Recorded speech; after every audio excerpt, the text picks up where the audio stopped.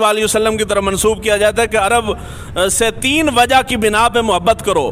پہلے نمبر پہ میں عربی ہوں، دوسرا تمہارا قرآن عربی ہے، تیسرا اہل جنت کی زبان بھی عربی ہے. یہ حضور کی طرف منسوب کیا جاتا ہے. امام ابو حاتم، امام ذوب بھی فرماتے ہیں کہ یہ حدیث جھوٹی ہے، اس حدیث کی کوئی اصل نہیں، حضور نے ایسا کوئی ارشاد نہیں فرمایا.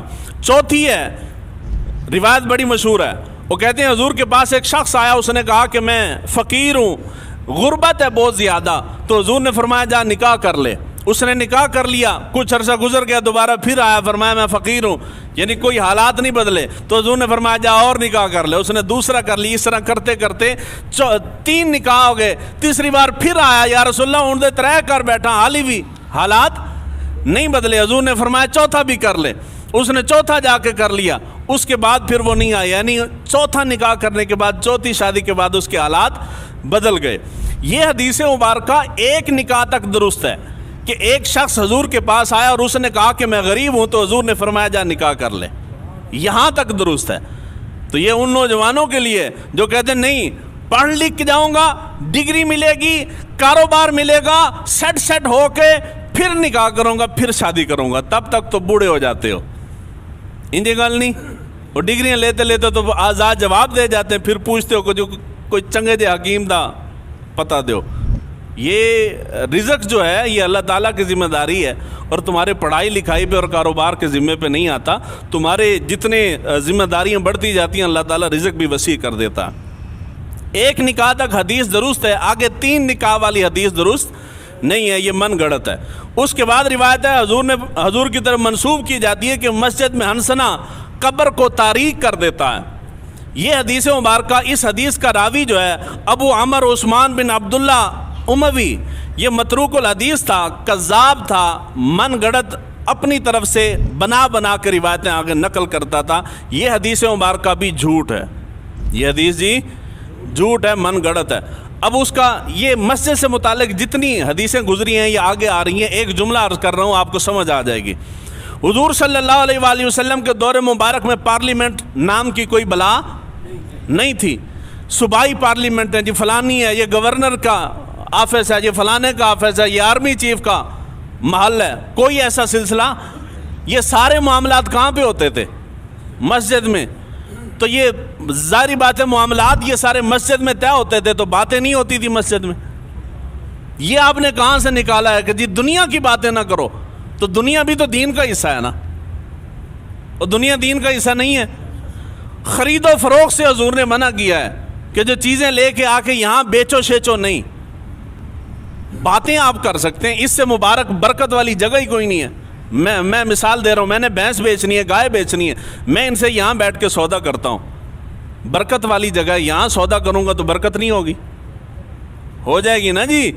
اس لیے اس قسم کی جتنی روایتیں ہیں نا، ہم نے مسجد کو اتنا بند کیا کہ کوئی بندہ ہی نہیں گھسنے دیا. اب نمازی بھی اندر کوئی نہیں گھستا، میں نے جی مسجد بند کر دی. ہر شے سے پاک کیا، بندوں سے بھی پاک کر دی مسجد کو، جیسے بندہ بھی مسجد ہی کوئی نہ آوے. اس قسم کی جتنی حدیث ہیں وہ ساری کی ساری موضوع ہیں. اس کے بعد ہے حضور صلی اللہ علیہ وآلہ وسلم شب معراج، جب معراج پہ اللہ تعالیٰ سے ہم کلام ہونے کے لیے گئے تو آپ جوتا اتار رہے تھے، تو اللہ تعالیٰ نے فرمایا میرے محبوب یہ عرش جو ہے یہ تیرے جوتے کے اشتیاق میں ہے، آج تو جوتا کیوں اتار کے آ رہا ہے، جوتا پہن کے آ.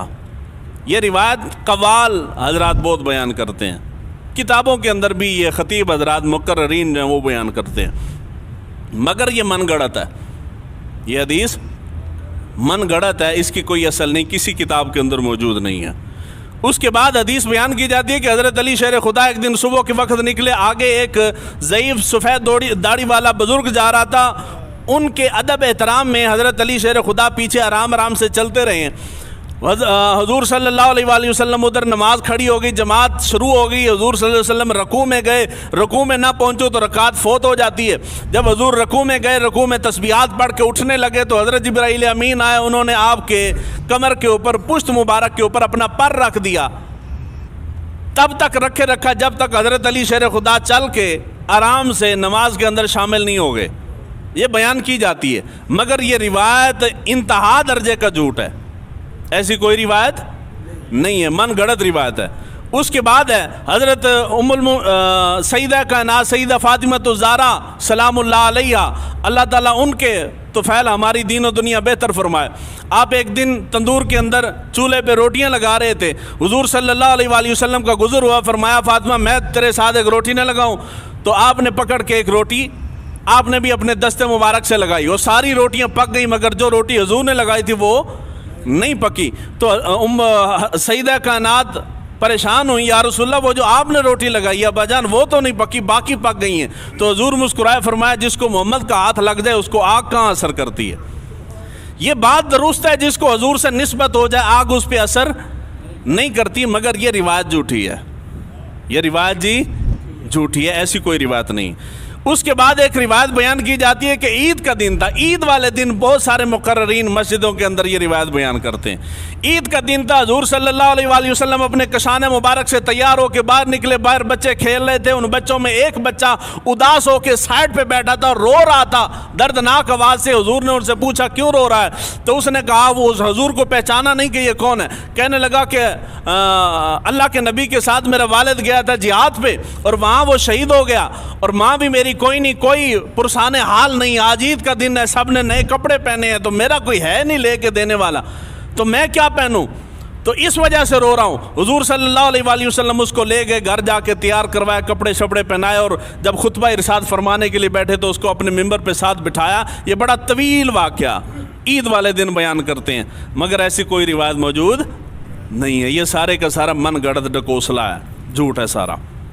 اس کے بعد حضرت بلال کے متعلق آتا ہے، جب آپ نے اسلام قبول کیا تھا تو حضرت بلال کے اوپر 3 دن تک آپ سردی کے اندر، سخت سردی تھی، آپ چکی چلاتے تھے. حضور صلی اللہ علیہ وآلہ وسلم کا گزر وہاں سے ہوا تو حضور صلی اللہ علیہ وآلہ وسلم نے آپ کی مدد کی. 3 دن تک آپ اس کی حضرت بلال کی مدد کرتے رہے. آپ کے اس اخلاق سے متاثر ہو کے حضرت بلال حبشی نے کلمہ پڑھ کے اسلام قبول کر لیا تھا. یہ روایت حضرت بلال کی شان اور عظمت میں بیان کی جاتی ہے، مگر ایسی حدیث نہیں ہے، یہ جھوٹی روایت ہے. اس کے بعد روایت آتی ہے کہ ایک صحابی کے متعلق ہے کہ آخری وقت آیا تو ان کی روح نہیں نکل رہی تھی، شدید تکلیف میں تھے. کسی نے آ کے حضور کو بتایا تو حضور صلی اللہ علیہ وسلم وہاں تشریف لے کے گئے، اس کو دیکھا تو حضور نے فرمایا کہ یہ اپنی ماں کا نافرمان تھا، ماں کو بلاؤ. ماں کو بلایا گیا، حضور نے فرمایا اس کو معاف کرتی ہے کہ نہیں؟ اس نے کہا نہیں معاف کرتی، اس نے مجھے بڑی تکلیفیں دی ہیں. سنی ہے نا جی آپ نے، بڑی تکلیفیں دی ہیں. تو حضور نے فرمایا کہ لکڑیاں جمع کرو. لکڑیاں جمع کی گئیں، آگ جلائی گئی. حضور نے فرمایا اٹھا کے اس کو اندر پھینک دو. جب ماں نے دیکھا تو لپٹ گئی. اس نے کہا میرا بیٹا میرے سامنے کیوں؟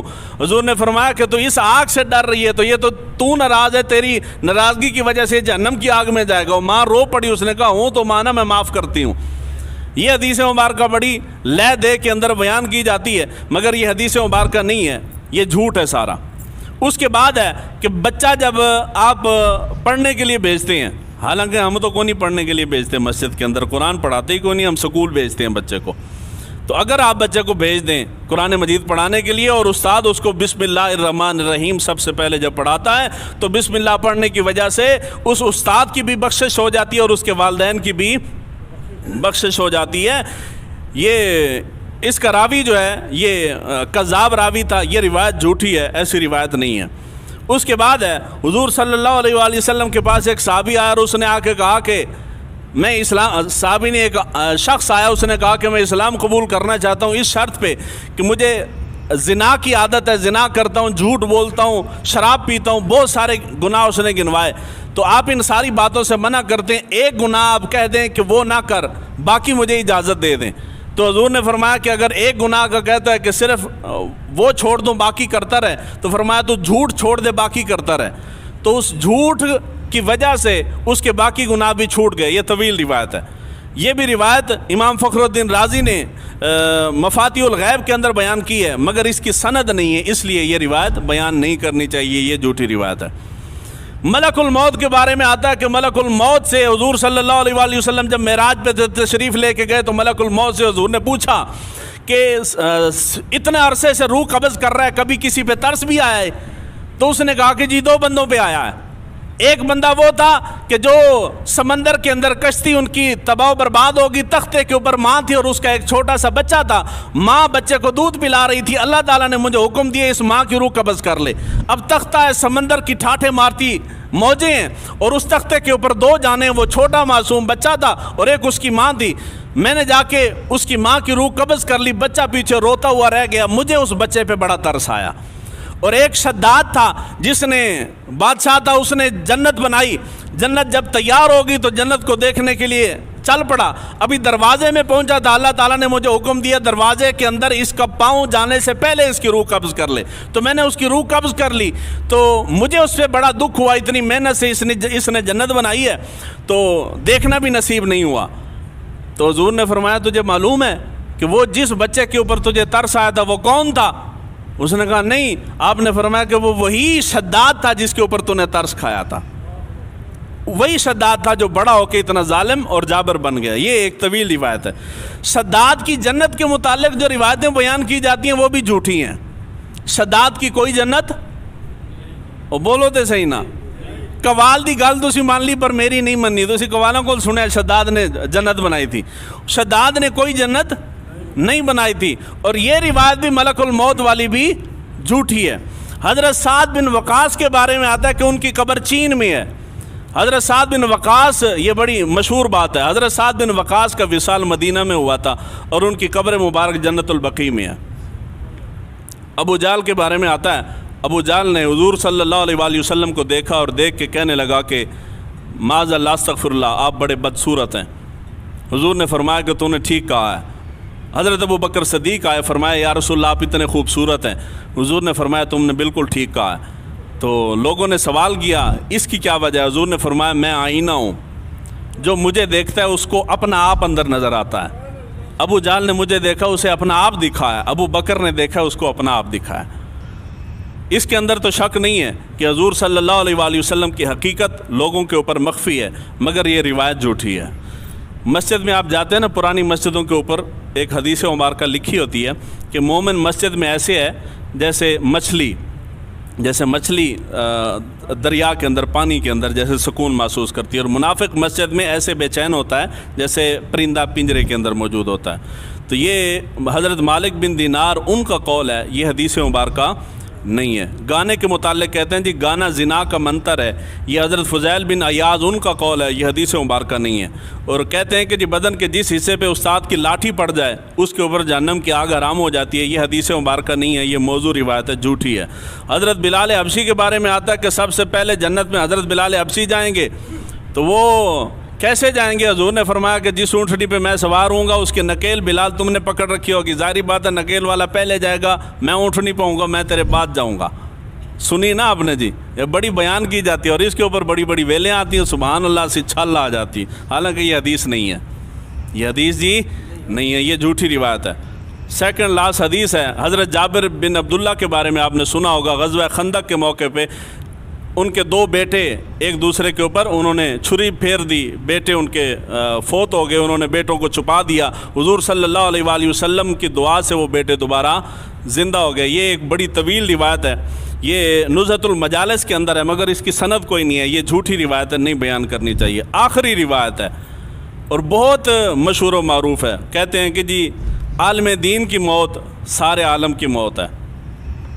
یہ حدیث مبارکہ عرب کا مقولہ ہے، یہ حضور صلی اللہ علیہ وآلہ وسلم کی طرف منسوب نہیں کرنی چاہیے، یہ حدیث نہیں ہے۔